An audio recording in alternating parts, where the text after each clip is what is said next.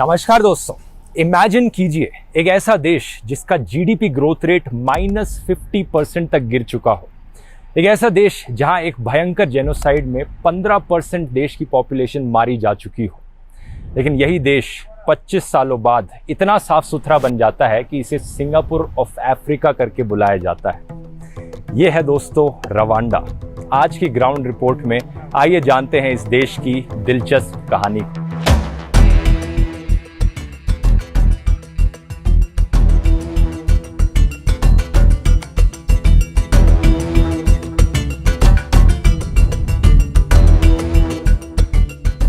The African state of Rwanda say an estimated 20,000 people have now died in 4 days of fighting. Within a span of 100 days, at least 800,000 people were killed.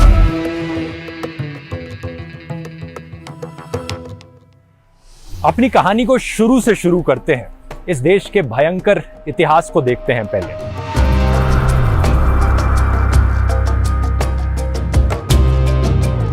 Rwanda एक छोटा सा देश है दोस्तों, central Africa में। इसे the land of 1000 hills भी कहा जाता है क्योंकि यहाँ पर बहुत सी छोटी छोटी हिल्स हैं। एक लैंडलॉक्ड कंट्री है ये। अगर आप इसे मैप पर देखोगे तो इसके ऊपर है युगांडा, ईस्ट में टांजानिया, साउथ में बुरुंडी और लेफ्ट में कॉन्गो है। हिस्टोरिकली कहें तो रवांडा में 18 अलग अलग क्लैंस हुआ करते थे, ट्राइब्स समझ लो। इन ट्राइब्स के अंदर अपना एक सोशियो इकोनॉमिक कैटेगराइजेशन का तरीका था। लोगों को हुतूज और तुत्सीज में डिवाइड किया जाता था। बेसिकली जैसे इंडिया में कास्ट सिस्टम होता था, वो भी एक सोशियो इकोनॉमिक कैटेगराइजेशन है लोगों का। शुरुआत में क्लासिफिकेशन कोई बहुत स्ट्रिक्ट नहीं था, लेकिन टाइम के साथ साथ ये दो अलग अलग एथनिक ग्रुप्स बनते चले गए। इंडिया में पहले जैसे ब्रिटिश का राज था, ऐसे ही रवांडा को कॉलोनाइज किया गया था, पहले जर्मनी के द्वारा और बाद में बेल्जियम के द्वारा। ठीक उसी तरह जिस तरह से ब्रिटिश राज ने इंडिया में डिवाइड एंड रूल की पॉलिसी अपनाई थी, जो हिंदूज और मुस्लिम्स के बीच में दरारें थी और जो अलग अलग कास्ट के बीच में डिफरेंसेस थे, वो इंडिया में और बढ़ गए ब्रिटिश के आने के बाद। इसी तरह से ही जब कॉलोनाइजर्स रवांडा में आए तो उनके आने के बाद जो हुतूस और तुत्सीज के बीच में डिफरेंसेस थे, वो इस हद तक बढ़ गए कि इन्हें अलग अलग रेस की तरह देखा जाने लगा। ये स्पेशली तब हुआ जब बेल्जियम ने रेशियल आइडेंटिटी कार्ड्स इशू किए 1932 में। स्ट्रिक्टली इन्होंने क्राइटेरिया डिफाइन किया कि कौन हुतू होगा, कौन तुत्सी होगा, फिजिकल फीचर्स के बेसिस पर तक। ये कहा कि जिसकी नाक ऐसे है वो हुतू है, या जिसका मुंह ऐसा दिखता है वो तुत्सी है। इनफैक्ट इन्होंने ये तक कह दिया कि जिस इंसान के पास 10 से ज्यादा गाय हैं वो एक तुत्सी है, जिसके पास 10 से कम गाय हैं वो एक हुतू है। इस रेशियल कैटेगराइजेशन के बाद इन्होंने अंदाजा लगाया कि करीब 15% पॉपुलेशन रवांडा की तुत्सीज है और करीब 85% पॉपुलेशन हुतूज है। तुत्सी कम्युनिटी को एक्चुअली में एलीट क्लास कंसिडर किया जा सकता है देश की, क्योंकि उस टाइम पर वो रूलिंग मोनार्की भी थी। और जैसा क्लासिफिकेशन ने बताया कि जिसके पास 10 से ज्यादा गाय हैं वो तुत्सी होगा, तो ऑब्वियसली जो अमीर लोग थे वो तुत्सीज थे, मोर ऑफन देन नॉट। 1962 में जब रवांडा देश को आजादी मिली, बहुत नफरत थी इन दोनों कम्युनिटीज के बीच में एक दूसरे को लेकर, और कुछ आग में घी डालने का काम इनके खुद के रवांडन पॉलिटिशियंस ने भी किया था। कुछ ऐसे पॉलिटिशियंस थे इनके अंदर जो इतनी नफरत घोलते थे, कहते थे कि हुतूज और तुत्सीज दो अलग अलग नेशंस हैं, एक जगह में रहते हो, एक स्टेट में रहते हो, ये दोनों कम्युनिटीज एक साथ कभी नहीं रह सकती। वैसे कुछ याद आ रहा है ऐसे डायलॉग से, एक सुना सुना सा लग रहा है ऐसा डायलॉग। अब नफरत तो काफी टाइम से पनप रही थी इन दोनों कम्युनिटीज के बीच में, लेकिन इसका एस्केलेशन धीरे धीरे स्टेप बाय स्टेप हुआ। There would be outbreaks of ethnically motivated violence that would send hundreds of thousands of Tutsi refugees into neighboring countries. School में बच्चों को सेपरेट किया गया, सेग्रीगेट किया गया कि यहां पर तुत्सीज बैठेंगे, यहां पर हुतूज बैठेंगे। मिलिशिया ग्रुप्स फॉर्म होने लगे जो कहने लगे कि देखो हम तो हुतूनेस की बात करते हैं। ये फोटोज देख सकते हो आप। बेसिकली सिविलियन लोग जो हथियार उठाते हैं और कहते हैं हम तो बड़े प्राउड हुतू हैं, हम एक हुतू देश बनाना चाहते हैं, कहते हैं कि हुतू is a way of life, हुतूनेस की बात करते हैं। इसके अलावा बची कुची कसर इनके मीडिया ने पूरी कर दी। इनका एक रेडियो रवांडा था जो जहर उगलने का काम करता था।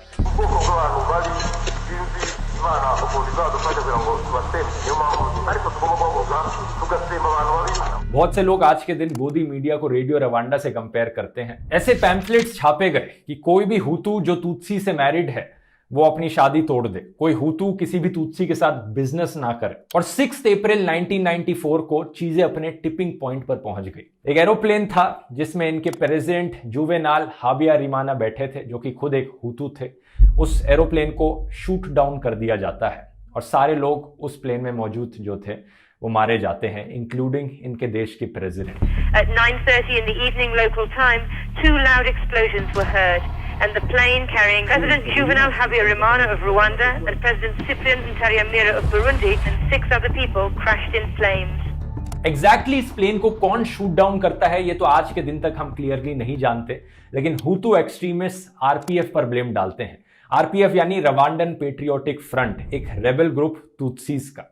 आरपीएफ दूसरी तरफ ब्लेम डालता है हुतू एक्सट्रीमिस्ट पर, कहता है कि इन्होंने प्लेन को शूट डाउन कर दिया, ये एक एक्सक्यूज ढूंढ रहे थे जेनोसाइड करने के लिए। लेकिन सच जो भी हो, ये एक इंसिडेंट ट्रिगर पॉइंट बन जाता है एक भयंकर जेनोसाइड का, जिसे हम आज के दिन रवांडन जेनोसाइड करके जानते हैं। अगले 100 दिनों में 8 लाख से ज्यादा लोग मारे जाते हैं रवांडा में हुतू एक्सट्रीमिस्ट के द्वारा। इनमें से ज्यादातर लोग तुत्सीज होते हैं ऑब्वियसली, लेकिन कुछ मॉडरेट हुतूज भी होते हैं। Over the course of 100 days from April 6th to July 16th, an estimated 1 million Tutsi and some moderate Hutus were slaughtered in the Rwandan genocide. कई ऐसे केसेस देखने को मिलते हैं जहां पर एक पड़ोसी ही दूसरे पड़ोसी को मार डालता है। कई लोग हैरान हो जाते हैं देखकर कि जिसे वो लोग अपना दोस्त समझते थे वही उन्हें मार डालते हैं। ये कहानियां इतनी खौफनाक हैं कि वीडियो पर बताई भी नहीं जा सकती। बस आप ये इमेजिन कर लीजिए कि रवांडा की पॉपुलेशन उस टाइम पर 7 मिलियन हुआ करती थी। ऑलमोस्ट 1 मिलियन लोग मारे गए इस जेनोसाइड में।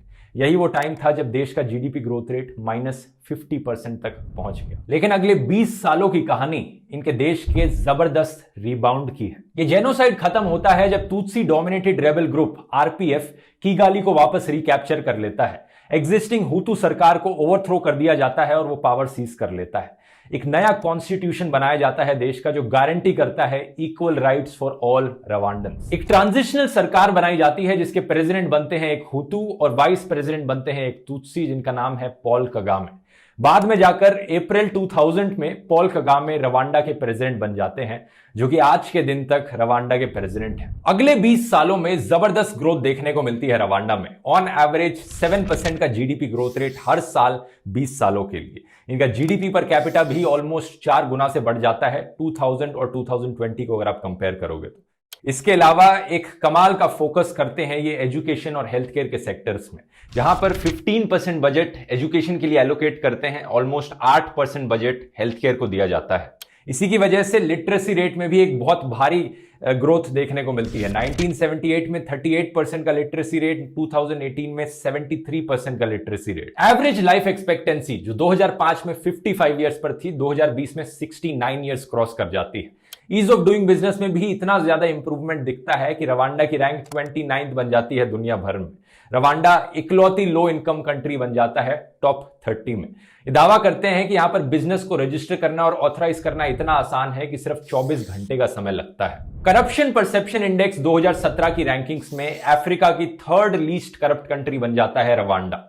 चीजें इतनी तेजी से इंप्रूव होती हैं कि रवांडा को कहा जाने लगता है द सिंगापुर ऑफ अफ्रीका। नई टेक्नोलॉजीज को लेकर भी रवांडा की सरकार काफी ओपन रही है।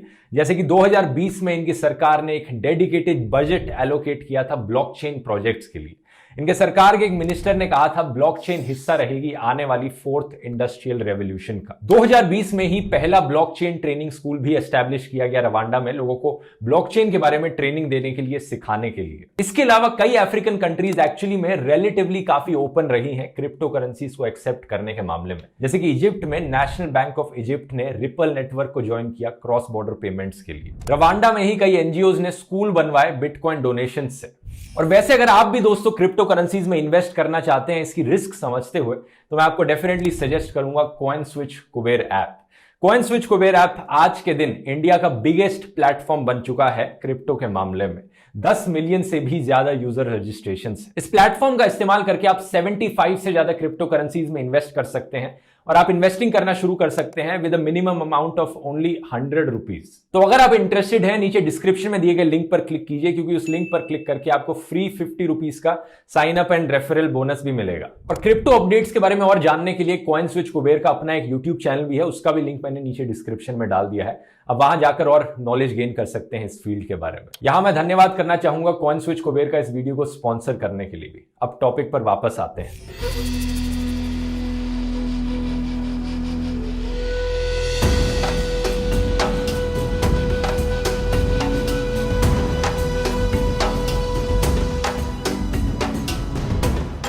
अब हैरानी की बात यह है दोस्तों कि इतने बड़े टर्न अराउंड के बाद भी आज के दिन भी ये देश एक गरीब देश है। यहाँ की 90% पॉपुलेशन अप्रॉक्सीमेटली फार्मिंग करती है, एग्रीकल्चर के सेक्टर में एम्प्लॉयड है। यहाँ का जो पॉवर्टी रेट है इंडिया के कंपैरिजन में बेकार है, 38%, और इंडिया का 30% से थोड़ा नीचे है। यहाँ का जो जीडीपी पर कैपिटा है इंडिया के जीडीपी पर कैपिटा से आधे से भी कम है।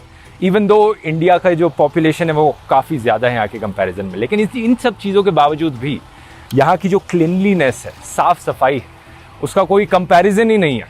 इंडिया के किसी भी शहर में इतनी साफ़ सफाई मिलना नेक्स्ट टू इम्पॉसिबल है। तो सबसे बड़ा सवाल तो यही उठता है कि ये देश इतनी साफ़ सफाई कैसे अचीव कर पाया।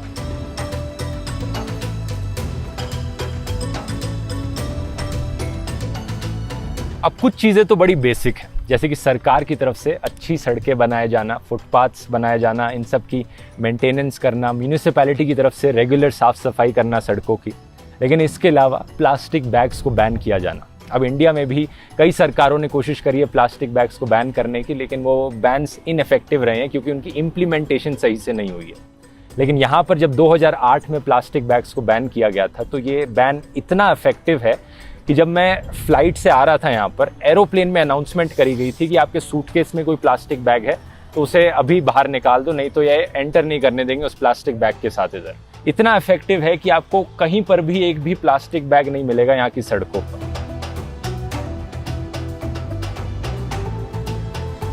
ज़्यादातर डेवलपिंग कंट्रीज़ में दोस्तों पब्लिक प्लेसेस में डस्टबिन्स की सख्त कमी होती है। यहाँ पर ना सिर्फ डस्टबिन्स हैं बल्कि अलग अलग डस्टबिन्स भी हैं अलग अलग टाइप के कचरे के लिए। ये वाला रिसाइक्लेबल के लिए, पेपर, ग्लास, मेटल, प्लास्टिक, यहाँ पर बाकी वेस्ट, यहाँ पर बैटरीज के लिए भी एक अलग से जगह बना रखी है।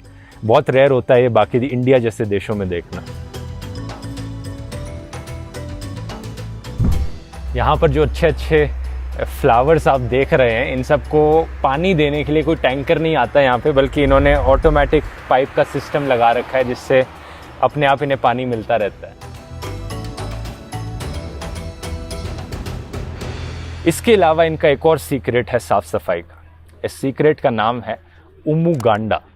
लिटरली कहें तो उमुगांडा का मतलब होता है साथ में आना, एक कॉमन पर्पस अचीव करने के लिए, coming together to achieve a common outcome. एक ऐसी प्रैक्टिस थी जो सालों से रवांडन कल्चर का हिस्सा रही है, लेकिन पिछले कुछ सालों में ये एक मैंडेटरी कम्युनिटी सर्विस बन चुकी है।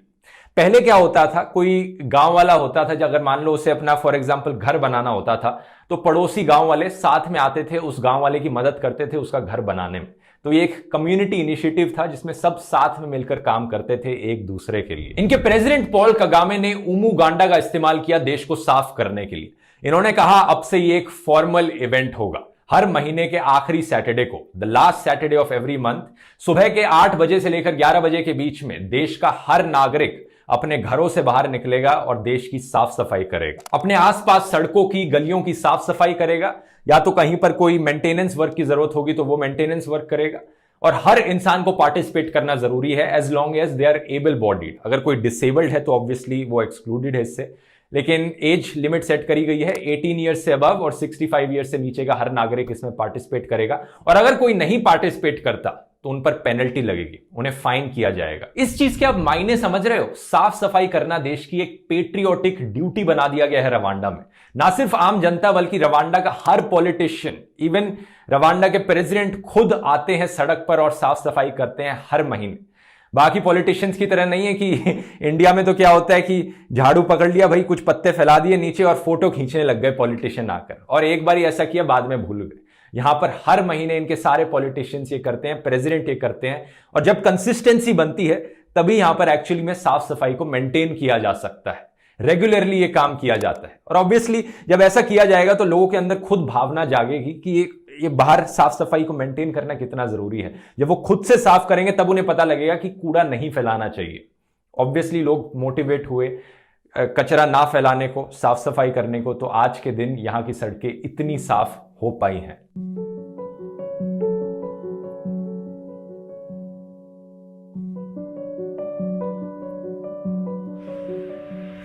अब मैं ये नहीं कह रहा कि रवांडा एक मॉडल देश बन चुका है। इस देश में कई कमियां हैं, जैसे कि इनके जो प्रेसिडेंट हैं, पिछली इलेक्शंस में उन्हें 98.8% वोट मिले थे। और मैंने यहाँ पर जितने भी लोगों से बात करी, मानता हूँ काफ़ी पॉपुलर हैं, लेकिन 99% वोट मिलना नेक्स्ट टू इम्पॉसिबल है। इंटरनेशनल ऑब्जर्वर्स का मानना है कि यहाँ पर जो इलेक्शंस कराई जाती हैं वो फ्री और फेयर नहीं होती, और ना ही इस देश में इतनी फ्रीडम ऑफ स्पीच है, फ्रीडम ऑफ मीडिया है। यहाँ की जो प्रेस फ्रीडम रैंकिंग है इंडिया से भी बेकार है। यहाँ लोगों को प्रोटेस्ट करने की उतनी आज़ादी नहीं है, सरकार को क्रिटिसाइज करने की आज़ादी नहीं है। लेकिन इस वीडियो को बनाने के पीछे मेरा पर्पस ये है कि जो भी अच्छी चीज़ें हो रही हैं यहाँ पर, उनसे हम सीख ले सकते हैं और अपने देश में इम्प्लीमेंट कर सकते हैं। इसलिए उम्मीद करता हूँ आपको ये वीडियो इन्फॉर्मेशनल लगा होगा। मिलते हैं फिर अगले वीडियो में। अगर रवांडा के बारे में आप और जानना चाहते हैं, आप मेरे व्लॉग्स को चेकआउट कर सकते हैं व्लॉग चैनल पर, और डिटेल में इस देश को कैसे एक्सप्लोर किया हमने। मिलते हैं फिर अगले वीडियो में। बहुत बहुत धन्यवाद।